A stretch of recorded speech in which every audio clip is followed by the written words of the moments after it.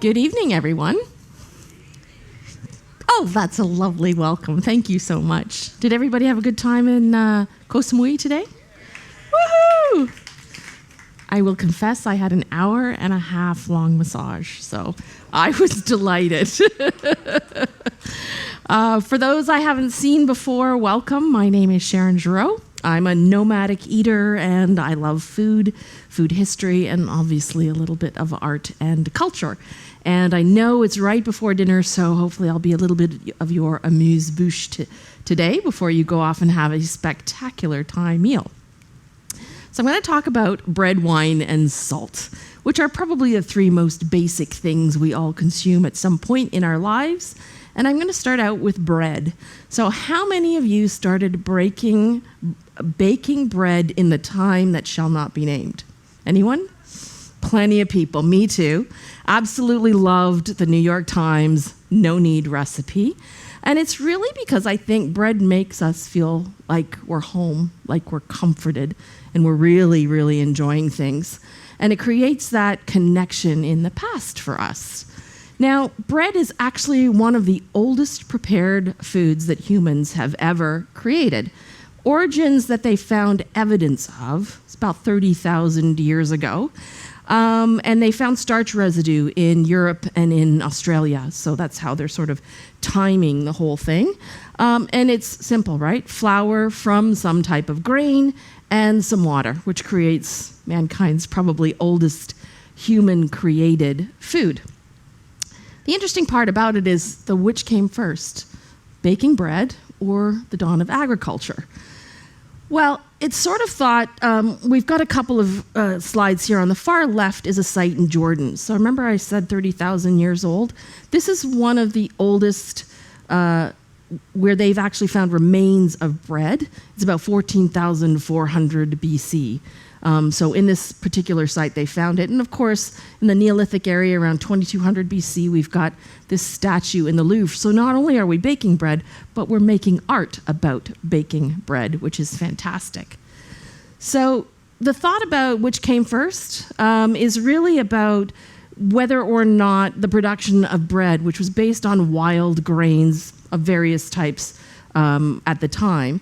And really the thinking is that there was the baking of bread prior to the agricultural revolution. Once humans decided they figured out how to bake bread, then, well, it's a lot easier to just grow crops, of course. The Egyptians had a little trick, of course they generally do, and they decided to add beer yeast to their bread. This created a lighter and fluffier bread that was quite a bit softer than the tougher stuff you might get. And the Egyptians, the ancient Greeks, and the ancient Romans thought that the bakery arts were a sign of how far your civilization had come. And this, of course, is the debate around which came first. And in the hieroglyphics, the artwork that one might see in Egypt, they're showing both generally simultaneously.